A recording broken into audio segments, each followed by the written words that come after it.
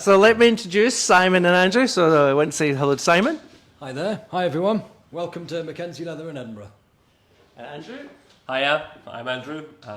Welcome to MacKenzie Leather. And as I said, we don't do any rehearsals here. As you know our routine before, we do it more of a conversational type of interviews. We're going to look at some of the background of MacKenzie Leather. We're going to look at the supply chain. So it's not just about products, it's about the whole thing about keeping skills alive here in Edinburgh and indeed in Scotland. So I'm going to start off with a couple of questions to get it rolling with you. How long have you been here in Edinburgh? In this present location since 2017. But MacKenzie's itself has been in Edinburgh since the late 80s. Since the late 80s. And have you got background in leather making, or did you just fall into it, or was it something you moved into? A little bit of all, actually. I discovered leather work when I went travelling around Europe.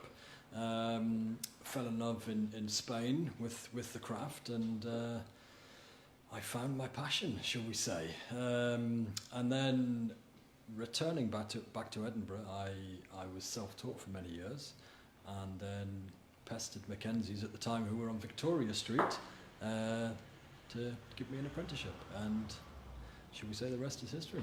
So you've come up through the ranks, so you were actually an apprentice leather maker, and you come up, so you've learned your skills on the job. Exactly. And now in Edinburgh, how many employees do you have? 2. So Andrew and Ed, who is having a well-deserved week off. So it's a team of 3 of us, and 3 makers, shall we say. We're all learning on the job.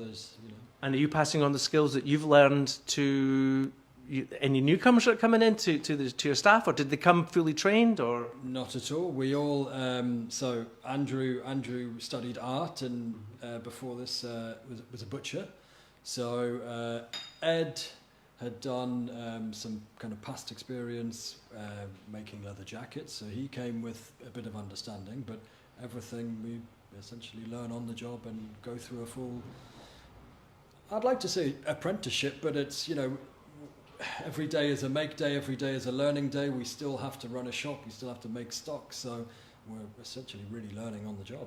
And you all trade off each other's experiences, and you all got new ideas and trade new ideas. We all bring something to the table, and the great thing of having a team is we problem solve together, And I guess your customers will probably put some tricky situations to you, and that need to put your heads together for that. And so even the customers that you bring in will bring new challenges for you and new ideas. Of course. We offer a bespoke service. We really work with our customers in order to produce something that they want as well. And I think that's really important about the bespoke stuff, because as members of the Scottish Tour Guides Association, we are often asked, where do we go to get authentic Scottish products that they've seen on somebody else, but they would like to get it ready-made? And sometimes we are stumped to come up with solutions. So this is actually us learning on the spot, interviewing you guys as well. So we're learning from you. So you're sharing your knowledge with us, so we can share it with other people who may be coming to visit Scotland, but also to the locals here, because a lot of local people don't know that you can come here and get bespoke stuff. No, absolutely. Quite often we get folk coming in, well, they've lived in Edinburgh all their life and very rarely walk through the centre of town. So we get a lot of visitors who are driving past, or they're stuck in traffic, and they come in and they're amazed by, one, what we do, then they realise everything is made here on premises, and then they realise we can actually make for them. So they like a bag, they like a style, but would love it in another colour. They could choose the outer colour, the interior lining, the thread colour, the fittings. So it's a real bespoke item made purely for yourselves. I think that's excellent, and the idea that you can come in and you can see the workshop behind as well. I remember in the 1980s we used to think it was so authentic when you went into a restaurant and there was no panel. You could actually see the chef at work, and you actually really enjoyed it. But I can see where it comes from, because having to look at the workshop behind here, you see people at work. Absolutely, I think it's incredibly important this day and age, to have that contact, to have that experience.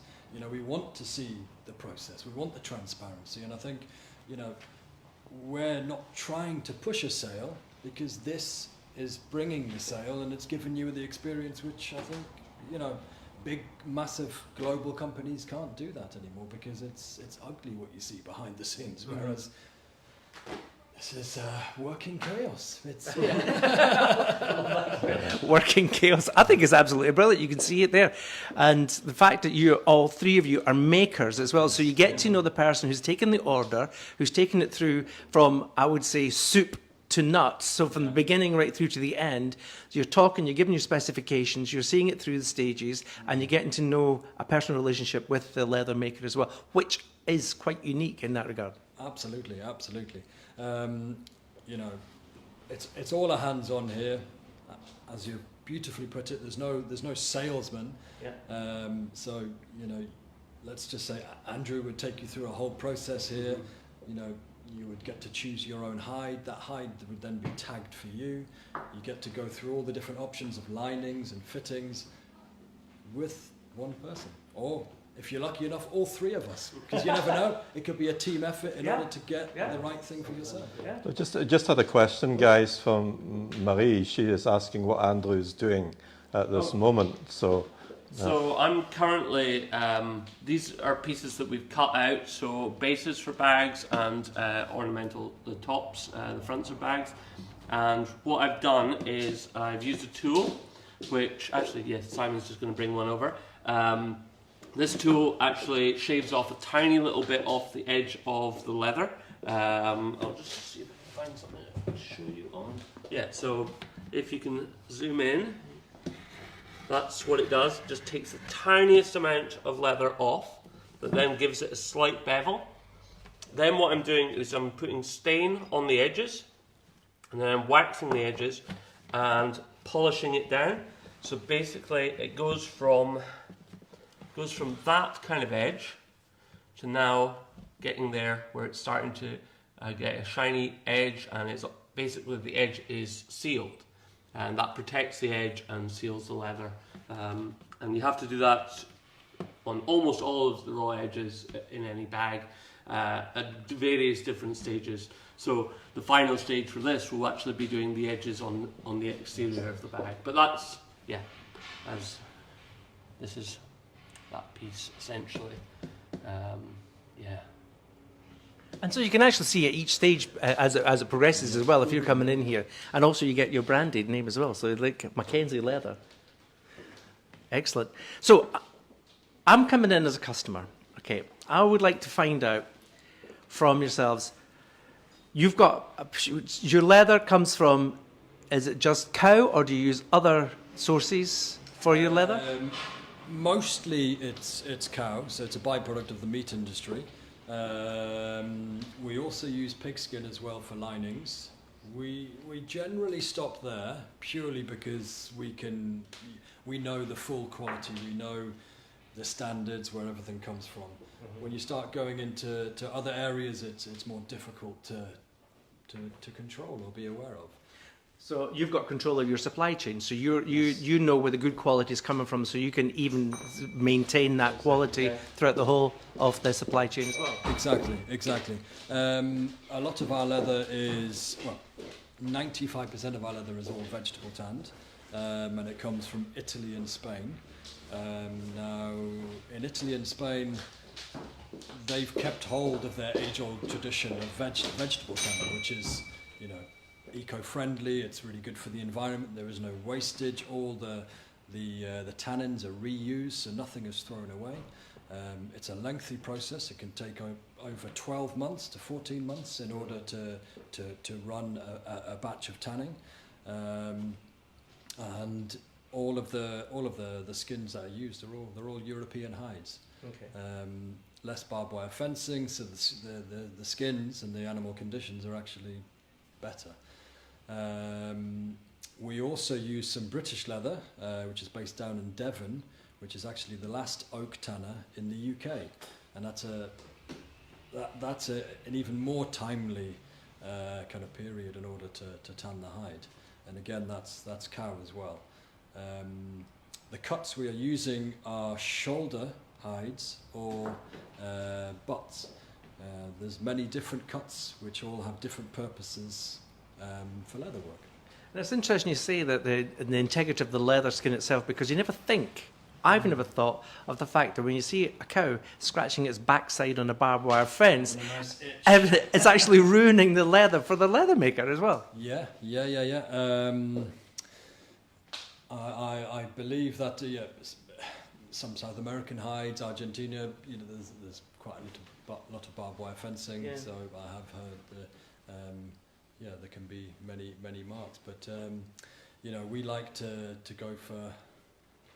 Well, we like to choose where every bag comes from in the hide, so we avoid any marking or any natural scarring, if possible. Okay. So you've got the leather. You brought it in. It comes in different colours. Where does the colouring process take place? Yeah, so it's vegetable tanned. So the tannin is made up of mimosa bark and Argean bark. So that's your kind of fixer, and then they're using all natural pigments in order to obtain the kind of the whole colour spectrum. But it's all natural base, and that makes it kind of belong to the Vegetable Tanned Association, which is a very old kind of famous tradition across Europe. Yeah, another comment here from one of our viewers saying that tanning used to be done at Stanley Mills in Perthshire. Oh, okay. Stanley Mills, yeah. Okay. Yeah. Well, I believe there were many tanneries across Scotland. There was one in Kinghorn, there was one Wateraleith, one in Curry. I think essentially where there was a river, there was a tannery. Yeah. But unfortunately, a lot of the waste used to just go into the rivers. So the rivers back then were really polluted. Well, indeed, I come from the town of Stirling, and just north of us was the town of Dunblane, and Dunblane was also famous for its tannery as well. In fact, there's the old part of Dunblane, I think it's still called the Tanneries, or certainly there's a tannery village there. Yeah. I think every city, probably every town would have had a tannery because it would have all been done in-house, really. And it would have been local. Because wasn't urine used in the past for fixing it? There's many different ways of tanning. They do say, I think this is going back a wee bit further, but every animal has enough tannin in its own brain to tan its own hide. I personally have tried it, and I'd say you need two, but that's another form of tanning, should we say. Well, that's a good Scottish expression, tan your hide. And many times have been told that when you were a kid. If you didn't behave yourself, you're going to get your job, tan your hide. Never know never know the provenance of the expression as well. It's great. So it's all been coloured. Yes. And you bring it up, and I can see you've got in the workshop here. You've got what would you call a bale or of leather, or what would you call? Many a hides? roll? Yeah, all the hides there. A hide. I'm not sure what you would call a collection of hides. We've got many different colours. As I said, we've got different cuts. We've got Italian shoulders. We've got Spanish shoulders. We have some oak bark botts, and then we've got Italian saddle hide sitting on the top. We have many to choose from, all with different purposes and for different things. And that's the next stage we're going to ask. So somebody comes in, they've got an idea, they've seen something in a magazine, which is quite a good place to start, or they've seen something, I'm going to mention, on the catwalk, because that's a good thing for a lot of people do get ideas from the catwalk. And I noticed one product that I'm going to take you over to, because I saw somebody do this, not on a catwalk, but just at an event that was it, and a woman actually put a sporran, which we normally wear around our kilt, put it around her shoulder, and suddenly everybody wanted one of these sporrans. And I noticed that you've done sporran bags. Can we look at one of your products? By popular demand, this would have been over 10 years ago. We just kept getting many people wanting to wear one of the sporrans as a shoulder bag. So we've slightly adapted it. So then the D-rings are actually sitting on the top of the bag rather than as a normal sporran would come out by the side, and changing the buckle position, so now you could actually, I don't know if I'm really doing this justice modelling it myself, but and these can be made in all sorts of different colours. You could have a full length shoulder strap or chain and leather shoulder strap. This is made in our green saddle hide. You could also have it made in soft hide. And then Because I've mentioned to Mike before, and it's something we're planning to do this year. We go to the 6th of April parade on 6th Avenue in New York City, yes. and with the American Scottish Foundation. And I did notice a lot of the women were wearing the Sporrans as over the shoulder as well. Right. So it seems to have something. It started as a happenstance, as a coincidence. And I saw one woman wear it, and then suddenly a lot of the other women wanted to get, where can I get that? Where can I get these? And actually they were just wearing their husband's Sporrans. Right. So now I like the idea that it's been moved into a fashion Now item. the buckle, you see, if you were wearing a normal Sporran, the buckle would sit right on your top here. Yeah. Because it's designed to sit at the back of your... Yeah, so, that's right. you know, just making this small adjustment here, so that it's actually as a crossbody bag. So, and then having the D's on the top, just allow for that more comfy, snug position as well. Yeah. So any Scottish woman who wants to take a little bit of pride in her Scottish wear can get an authentic over-the-shoulder Sporran. Exactly. Yeah. Exactly. And we've got Sporran shoulder bag. many different styles, many different ranges. We can make it to order. We can make it how you like. We also have this is our British oak leather. So we've made this also into a Sporran bag. Slightly different, where you've got this lovely wee tuck lock as well.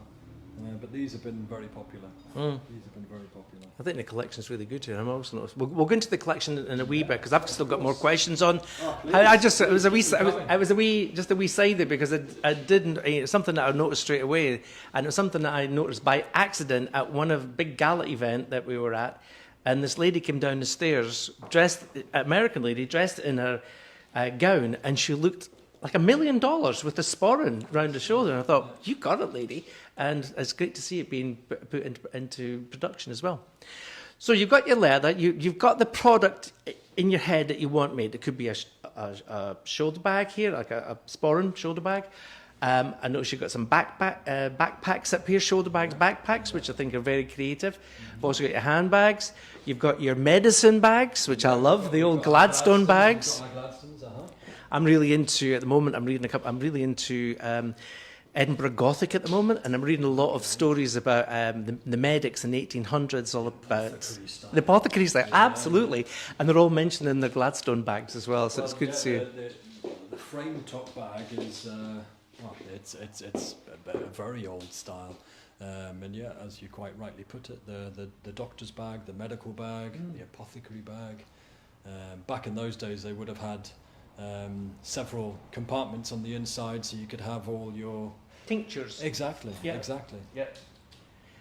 So going back to the skills, we've got leather skills here. Yeah. So somebody's come in an idea. Now, obviously, there's more to just cutting the leather. You've got to do the measurement, so you've got to be a good eye for measurement. Yeah, we have patterns. Everything is all hand cut. All the bags are marked out with our patterns and then hand cut. We do have a small press machine for cutting out individual components, where you've got smaller components here which need to be absolutely well. You've got a symmetry here, so it's quite difficult to hand cut all of those smaller things. Yeah. But all of the bags themselves, they're all cut out by hand. So you've got to have a vision. So somebody's trying to sell you a vision. You've got to be able to share that. So there's got to be this moment where you and the customer have this vision share. Is there a moment in your head when the light bulb goes up? You get what they're telling you, because it can be. It sometimes takes a wee bit longer than that. Okay. But there's definitely an element of working together. Quite often we can merge certain styles of what we do already, and then offer more kind of internal bespoke adjustment, shall we say. So the customization of internal pockets and things like that, pockets for certain things, that's always worked well with our customers. And moving with the times, with pockets for your mobile phone, pockets for your iPads or laptops. Well, yeah, luckily a lot of the briefcases and bigger bags, they all have space for a laptop. The smaller bags, iPads, you know, everything has its place, should we say. And also, there's a lot of stitching involved in these, so you've got to have the skills, the stitching skills. Yes, a lot of the stitching we do on the machine, and then all of our ends, where all of our stress points are, they're all hand stitched, purely because you can make it neater and stronger. But yeah, the bulk of the bags, they're all stitched on the machine. Yep. Yeah, we're getting lots of comments here. We're getting a comment of how amazing your navy leather products are as well. And thank you very much. Marianne has made a comment about that. She's wringing her hands with excitement. Fantastic. Fantastic. Margaret is saying how she loves your the leather supports for the shelves there. Well, as being very classy. Yeah. Thank you. That was a stroke of genius at midnight. When I was actually designing the kind of the layout of the shop, and yeah, it's one of those where you're just about to go off to sleep, and then the idea comes, and it's brilliant because the product and the skills are on display, not just on the products you display, but how you display the products. very lovely put. Thank you very much. I think it's creativity, and this is what we're trying to get across to our viewers, is that it's artisanship that's taking place, and St Mary Street is alive with this. So we're encouraging people when they come to Edinburgh, if they live in Edinburgh or different parts of Scotland to the UK, when you're walking down the Royal Mile, go off-piste, and it's amazing what you can see. Absolutely. I think it's been fantastic to watch St Mary Street grow. So yeah, come on down to St Mary Street. And it's not just leather, because I'm also noticing you work with canvas as well, so you work with different materials. Yes, we're very proud of our canvas. This is Scottish canvas from Dundee. They have been making sails for tall ships, so they've been around for quite a while, and in my opinion, it's some of the best canvas I've ever seen. 18-ounce weight, waxed and waterproofed, and then on the interior we've got a 10-ounce waxed and waterproof lining, so it's literally waterproof inside and out. It's incredibly hard wearing, and the beauty of our canvas and leather Gladstones is that they're extremely lightweight. And they look great as well, the different colours you've got as well. So if you're going off on your yacht somewhere and you want to put all your essentials... Well, that's it. I personally, I used to use mine as my weekend getaway bag. Great for travelling, great to fit in the overhead locker. You know, you're not so afraid to squash it down into that small holding. And yeah, it really is great. And again, very waterproof. Which in Scotland is quite essential. It's essential. And also, again, looking at the supply chain, you're using other Scottish industries to supply. So it's skills that are being used all along the supply chain itself, which I think is great. Absolutely. Another question? Yes. So, why are the products called MacKenzie? Okay, very good question. MacKenzie was originally started by a chap called Alan MacKenzie, who was based on Arran, and I essentially apprenticed here on Victoria Street back in the early 2000s, and the opportunity came for me to take over the business. So, being that MacKenzie's in Edinburgh has got such a heritage and is well known, I didn't want to change the name at all, but unfortunately I'm not a MacKenzie by birth, but I feel a MacKenzie by blood, because I've cut myself many times and I've put a lot of heart and soul into this business. So to keep the heritage was really important. Yeah, and I mean, I think it's because MacKenzie's has always been well known, especially down in Victoria Street. Absolutely, and that's where I kind of continued and started on my apprenticeship, doing this style of leather work, and I wouldn't want to lose that. Yeah. And I mean, it's great. You can see that you've got a passion for what you do, and it's also, you say it's in your blood. So you've been doing this for a long time.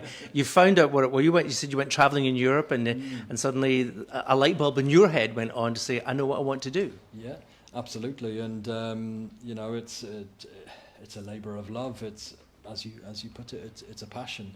I found my passion, and this is what motivates me and drives me. And I found I found what I was good at. You know, it made sense. It made sense to my hands, and here I am. You know, and it's even more fantastic to, you know, keep it going and to train more people and, you know, keep a dying art form alive in Scotland. No, and this is what we want to cover as well, is like there are skills that have been handed on to other people and passed down. You yourself apprenticed here in Edinburgh. We've talked about your supply chain, keeping other industries here, supplying to you and passing it all down. And I think it's really important that we point this out to people who come to Scotland, that there are skills here. It's not just all bagpipes and kilts, which are really important, but there are other skills that are important too. Absolutely. You got another question? Yeah, another comment here from Kate, which I think is great. She says, her Scottish dad had a leather strop to sharpen his razor blades on. I remember the hairdressers, the barbers in the old days with the... Well, I'm going to take us back to our schools, Mike. We all had leather was very important in schools. The leather taws that was. We always promote ourselves that Scotland was one of the first countries in Europe to have compulsory education. It was also one of the first countries in the world to have compulsory corporal punishment in their schools as well. Right. Have you ever made a leather taws? No, but I do know the family who used to make them. And I have seen them, and they're impressive, and I'm glad I wasn't here or at school when they were around. Well, when my mother became a teacher, when we all grew up, she went back to college, and one of her graduation presents was a taws or a belt from Loch Gelly. Well, that's it. Yeah, from Loch Gelly, with the branding on it. And for her graduation present, she was allowed to give us all the belt. We used to get the belt, and then you would have to take a letter back to your parents. And if you had to take a letter back to your parents, you got it even worse when you got home. Right. So, and then your parents would sign it and you take it back in, knowing that back home you got even worse than the teacher gave you as well. So Simon, can you take us around some of your products that you made? Because I think a lot of people would be interested in the end products and other stuff that you've had, maybe stuff that is not on display that you've been done bespoke work, also where you've displayed any fashion shows that you might have been involved in along the line. Funny you should mention that. Yes, we've just been involved in a fashion show in New York called Dress to Kilt, and that was a wonderful event, and we had a few of our Sporrans on display there. So let's see what happens with that, because that was only on Saturday night, so I think it's still quite fresh. And yeah, running through some of our products, wow, where do we start? Well, let's start at one end and let's walk around. Okay, Let's give you a fantastic. showcase here. Fantastic. So I'm going to start right here with our oak bark bridle belts. Now, this is the British leather that we use, and this has been oak tanned, so it's very special indeed. Being the last oak tanner in the UK, wanted to use this leather for many years, and because it's such a lengthy process, they're unable to produce, on a huge scale. So it's very much, it's again like ourselves, it's very much artisanal. We hand stitch all of our buckles onto there, so you've got a really lovely belt here. In my opinion, you could pull a car with that. Excellent. Looks very substantial. We've got our classic Gladstone bags. They come in an array of sizes. They generally go by the frame length, so we've got a 16-inch frame and then an 18-inch frame, and then with that we've got overnight and weekend sizes. I think I've seen Kate Moss in one of these Gladstone bags coming at one of her hotels or whatever, where she lives in New York, carrying a Gladstone bag. So if it was you one can of possibly ours, comment. I not that I'm aware of, but the world of fashion moves in funny ways. Yeah. So moving across, we've got we're kind of going into more briefcase, but we've got our Gladstone briefcase, so nice and clean front. Again, the frame topped. On the inside, it's got a lovely wee compartment for laptop and Would you like to open one of these just to give them a wee look? Yeah, thank you. This is like a... And then on the front, so and then this is all lined in a lovely suede pigskin there, and then you've got this organised pocket which you could use for your laptop and a few bits and bobs. It's very sturdy. Fantastic. Absolutely, Yeah. absolutely. Yeah. No, we don't scrimp on any of the leather or the fittings. You know, why spend days making an item if your material is only going to let you down? Yeah. Coming down, we've got our iconic Edinburgh briefcase, so it's more of a casual briefcase made in soft hide. This one here has the Sam Brown fitting, so you can have nice, very quick clever. access. Yeah. And you've got the, you know, these are still working buckles. It's not for show, but you've got that quick access. Again, we've got the double front pockets here, and a nice. All of our soft hide. So this is soft hide, even though, you know, it's relatively stiff in a way, but it's always lined with an interior leather. So you've got that nice flash of colour. Sort of like reminds you of high school a bit, doesn't it? It Mike? does. That takes me back a bit. Yeah. We do get that comment quite a lot. Yeah. Moving along, well, we've got the canvas and leather. I love these canvas here. bags. Yeah. Yeah. No, they're absolutely fantastic. You know what that takes me back to? It takes me back to my dad when he played cricket and he had a big long bag, and it was not too dissimilar from that style, the cricket bag, and it must have been for his pads and stuff that were put Okay, in funny it. you Yeah. should mention that. Yeah. We is it last year we were commissioned in the exact same colours. We made a tennis racket bag, so almost in the style of an Edinburgh, but so long, made in the canvas and leather combination, and it was absolutely fantastic. Again, customer comes in with an idea, and let's just say with a joint effort, we finally managed to get to an end. And I think it's I important. like- It's not I- off the shelf. That is Yeah. bespoke stuff. Yeah, I like the idea of the book bag because that is so current, because you know that lots of people have gone back to reading books, you know, with COVID and all that sort of stuff, myself included. So, yeah. it The jumps out. book bag. The Yeah, thing is, yeah. you know, with a lot of our items, they're not fashion items because these have never gone out of fashion. Fashion comes and goes. These pieces they're timeless. You know, so this used to actually, from back in the day, used to be called the boys' bag, but we called it the book bag because it's almost your everyday. You know, you can fit a small book, and nowadays it's, you know, it's got to be fit around the Kindle, or we've now Yeah. introduced a new size which is really for your iPad, and you know, so. And it works. I mean, it's moving with the times. It's, Well, it does. You know, we get a lot of men these days who are like, I need a bag now. It's acceptable A for man me to. bag. So this is the man bag. Girl, we need a man bag. It's like a man in a kilt comes in and needs a man bag. We've always been ahead of the game. Yeah. And then we've got our classic briefcases on the top here. We've got various styles of briefcases. We've got the folio, the treasurers, the officers. Now again, you know, they're all based on iconic, classic briefcases that have been made for hundreds of years. We just make them in our finish. And they're made to last. This is the thing. They're quality. These things can be handed down through generations as well. That's part of our story. You know, I think a lot of valuable information that would be really hard to retrieve if you were, you know, somebody setting up a new business.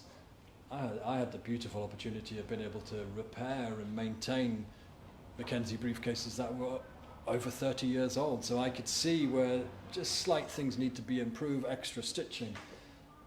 And you know, they've come back, we've given them the once over, and then they've been passed down the family to go and start their next career, their next story. Or indeed, if somebody's starting a high school, you can pass on your high school, which happened in our family. We've got all the same bag, got passed all the way down. So Fantastic. yeah. Fantastic. Let's have a wee look over this side here. Yes, of course, yeah. Because I'm going to do something live in a minute. So. Okay. You're getting them excited, Joe. I'm going to give a challenge. Okay. So on this section, we've generally got all the shoulder bags. So starting from the top here, we've got our saddle bag. There's 5 sizes. We've only got 2 on display here, which is the medium and the large. I'll just bring one down to show you here. So you'll notice the strap is fixated on the top, almost like a kind of pannier style. This one here has a nice brass lock, and then on the inside here we've got a zip front pocket. Nice and simple. You know, you can see how everything works. And then one internal pocket as well, and it also comes with a key so you can lock it. You know, we like everything on show. I think then you can kind of see how it's made. You can appreciate, you know, the simplicity of it in a way. But also the creativity. I mean, it's and I like the idea that it's got the MacKenzie so brand on it. This is our. These are really cool. So this is 2 bags in one. So we've got. Well, this is called the rucksack, but in its current shape right now, it's a shoulder bag. So worn like so, and then this is where the magic happens. If you pull the straps through, it crosses over the bag like so, and then you've got your rucksack, you've got your backpack, which is fantastic, elegant and practical. So this is for a woman who says leaving her office, she's got a little black number in her rucksack. She gets down to the opening at the National Gallery of Scotland. She's got this big opening going on, and suddenly out comes a little black cocktail number, and you've got a shoulder bag to go with it. Exactly. There you go. Exactly. That's brilliant. Absolutely brilliant. And they've got the different suede and different colours on it as well, which is great. Yeah. So this is a nice kind of 2-tone. So we've got a navy blue with our lovely thistle pink. You know, and if you were coming in the shop and you know you didn't see one that you liked exactly, we could talk you through a whole process of, you know, choosing the individual colours. So you could choose the main body, and then what 2-toning. I've even made 3 and 4 toning. So it really so you can choose your colours, you can choose your materials, you can I mean, I'm assuming you could probably even do that in canvas. Would it be possible? If somebody came in and said, I want bespoke? I think would have to change the design ever so slightly. It could be done, but it would look quite different because you've got these lovely kind of raw edges that we then stain. If we were to do it in canvas, we'd have to put a full binding on all of the edge, which would have to do a little bit of thinking on that. There's a challenge. You got another question? Question from Teresa. She says, what is the time scale to make a product approximately? Okay, good question. It depends on which product, but normally we're saying, I would say 2 to 4 weeks for some of our smaller products, but then when we're getting into bags, we're probably talking about a lead time of about 4 to 6 to 8 weeks, and then 12 weeks for our larger bags. You know, it's a small production, we go for quality over quantity. Well, what an excellent thing for a graduation present, or somebody's going through a life stage and moving in, somebody's becoming a doctor and you want to get a Gladstone bag. These things are like, I'm just thinking where in a life, you know, a person could get one of these as a gift for life, basically. Well, exactly. I do find it really special when we have those moments, you know, the parents coming in and it's a graduation, the daughter starting her new job. And it's a special moment because we personally know here that this product is going to last for that amount of time, and it is the joy of what we do. We get to then see it later on in life with its own story, and that's great. We got more questions? We've got a question here. How much does a lady's handbag cost on average? So I would say, on average, we're probably talking about £300 to £400. I would say is an average lady's shoulder bag. I've got another question because we do a lot of we have a lot of international viewers, say from North America and from different parts of the country. Do you also provide tax-free shopping? Absolutely. And what is it, 20% at the moment? Our VAT here in the UK, the duty, is 20%. But you know, if you were to order online, that will not be included in the price, and you will see the price.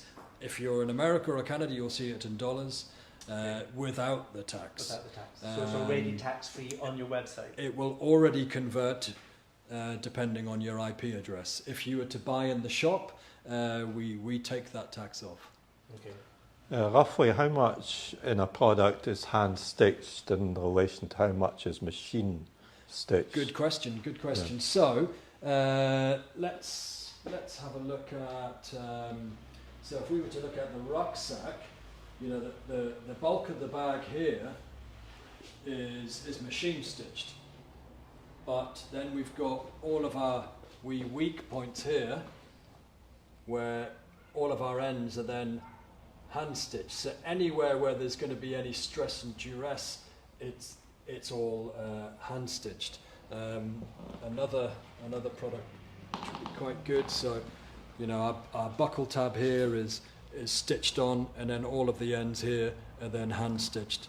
And again, we've got all of the essentially where the bag is going to be under stress and strain and constant use. All of those are then all hand stitched here. We could hand stitch a bag completely, but unfortunately, you know, if you were to hand stitch entirely, we would have to add at least another day onto that production of the bag, when a briefcase would take 3 days to make from start to finish anyway. Okay. We have done it. But it's a lot more labour intensive. Yes, yes. You know, there's a whole new preparation. You know, the thread and the machine we use is an industrial sewing machine, so we use a very thick polyester cotton spun linen thread. You know, so it's a very heavy duty thread. So it's you know, it's going to take the strain of an everyday bag. So we've got Margaret saying the two-toned rucksack might be on her bucket list. Fantastic, So, fantastic. Wonderful. We are going to put the details of MacKenzie Leather up with it as well, so you can get in contact with Simon and Andrew directly as well. So we will step out of it, but then you can contact directly as well. So the details will all be there if anybody wants to contact you. Fantastic, fantastic. Another question. I've just lost it. There was something about perforated and then stitched. What is the thread you would use? We used a polyester cotton core spun linen thread, so it's designed for outdoor heavy use basically. There's many threads out there. This one behaves well with our machine, but also behaves well with the environment. As in, you know, it can really take a good battering, because again, you know, thread goes very quickly.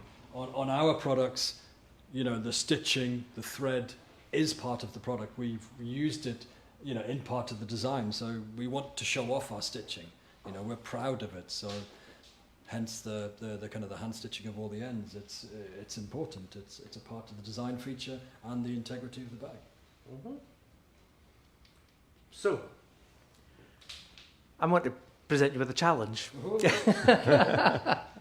This is not rehearsed. Might need your help on this, Andrew.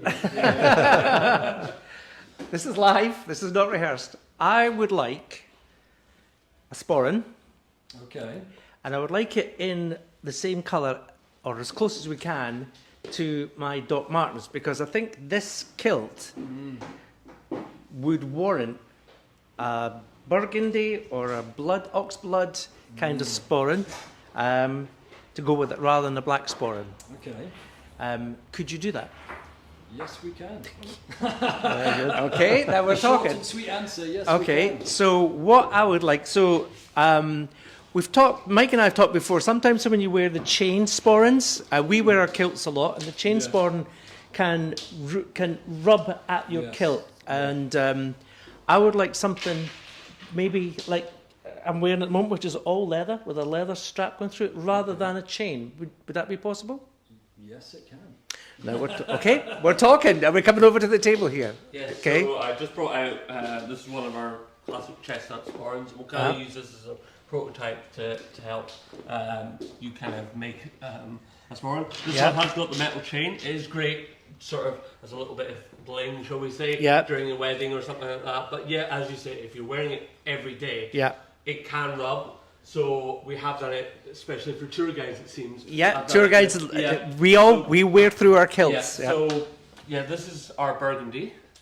Okay. And this is a 1¼ inch belt. I think a 1 inch belt would probably fit in here. So you can actually, instead of having this, the 2 D-ring holder, you would just have a 1 inch belt going through, Yeah. or we could do a 1¼ but we can decide how thick you want the belt. Okay. But I think first we need to kind of establish colours and things like that as well. Okay. So you were thinking burgundy? Burgundy to go with the I don't know if you can get the Yeah. DMs that are normally. Yeah. And this is a relatively Would close. you like to see a hide if we pull one down for you? I would love to see how doing this. I think, yeah. Yeah. So this is a challenge here. Yeah. You didn't expect this, so No, but people can see This is what we this is do, me this coming is with an what we idea. So yeah, we have got a few decisions to make. I hope you're ready for it. I'm ready. So there's obviously the colour of the hide, which we're going for burgundy. There's the colour of the thread. And there's various different ones we can go to. What we would call our house style is to go with tan thread. As Simon has been saying, we are proud of our stitching, so we kind of like to show it off. So, for example, here we've got the tan thread, and it is a subtle contrast with almost all of our leathers, so you can see it. But there are some interesting things we could do with. I'll just bring it. We have already started on this one. Okay, this is like British viewers will remember Blue Peter. Here's one I started having. Yeah. Just in terms of the hide, we have Yeah. already. Yeah. I believe that book bag actually Yeah, may have came come out out of this somewhere hide here. already. Yeah. But Well, I'm this just is looking at the red. This is for the viewers who haven't seen it. This is the World Peace tartan, fantastic. and Lovely. I think that that would be a great colour. Absolutely, Yeah, it goes Yeah. well. Yeah. And also, Yeah. I'm looking at that with the Doc Marten shoes. Yeah, Yeah, I think Yeah. it would be fantastic. I think we've lit the gas and we're starting to cook here. Well, there we go. Right. Okay. So what would be the next stage then? So, I'll just bring over some thread. Perfect. Well, that blue looks So good. as I was saying, so we'll be picking out another colour in, Yeah. in the yeah, the tartans. tan is kind of our house style. So Yeah. that's what we would have as our house style. But you've got the blues that is in your kilt, in your tartan, so we could do that. Or I was just thinking the grey, because there is a sort of grey one as well, but Simon may have some other. Yeah, or the white actually would look really good. It's always a little bit difficult to visualise Yeah. it, obviously, but I think, yeah, any of these would be really well. I'm liking the grey at the back. The grey? there. Yeah. Yeah, I think the grey would be really nice. I'm dropping my Sporran here. Yeah. I'll just take it off. So if Okay. you can actually see it next to your... I think that would Yeah, that no, would I be think that's- fantastic. Yeah, no, I think that's going to be It's actually fantastic. picking out. Yeah, exactly kind that. of Mhm. Which, Yeah. so let's put these Picked away. up some seeds on the way. You're doing your part. I'd just like to Just tell, to be sure I'd to see just like to tell the viewers that I've already got a couple of Sporrans and a kilt belt, which Joe would have to get, of course, to match his. Oh, yeah, yeah. Well, this Wouldn't is it. he? We can do Yeah. a matching kilt belt as You well. need Oh, to- yeah. You need to have that. And I would just like to say how useful their Sporrans are, because my mobile phone is a special pocket inside the Sporran. Well, And I'll tell you, when my phone goes into my pocket, I'm dialing everybody. Yeah. And I'm going on to every site, and it keeps it much better. Yeah. So I miss having my kilt and my Sporran on a lot of the time because So of my this is our mobile interior. phone. So Yeah. we always have this extra pocket on the inside. Great for a mobile phone or perhaps a hip flask even. So really great for that. And the thing is that when you wear a kilt, you realise what women have to put up with is that you don't have any pockets. So you need some space to put some things. So the pigskin pocket, let me just get my little swatches out. We've got various different options. So we have some classics in the green and the red. A tan is always nice. We've got some purple, which is really good. You could go with some wild pinks as well, but I'm thinking the blue again. I think Because the blue, to keep the the- blue brings it in back again with your tartan, and I think that we'll go with the sort of marine blue that we've got here. Okay. So we've got that, and then there's the choice of the metal work. So essentially we've got brass or nickel plated. silver gold is the easiest way to kind of think of it. I see that you've got a silver buckle. Do you think you would wear this?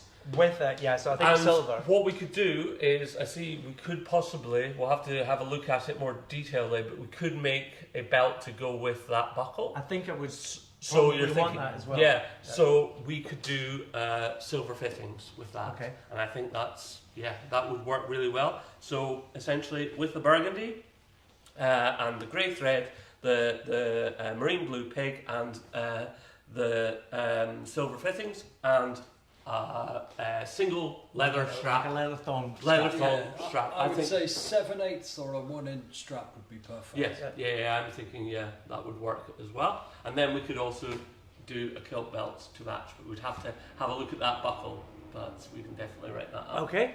Yeah, so at that stage I would start writing up, which I'm just going to do. You write it up, you get Yeah. going. Yeah. I'm making an order. So Fantastic. Well, and I don't get it tax free, but I am prepared. I think it'd be great because I think this kilt warrants something different. Definitely, And I've never seen anybody it's a in lovely- Edinburgh lovely tartan. walk around with a burgundy belt or a burgundy. So it starts here.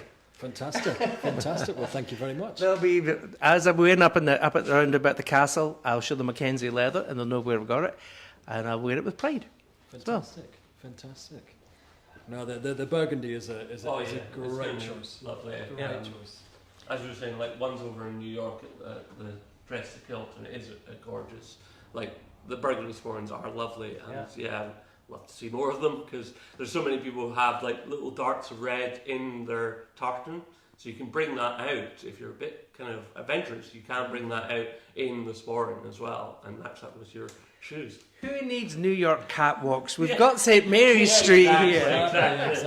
Exactly. Okay, that's grand. Well, the burgundy goes with everything. Yeah, It really does.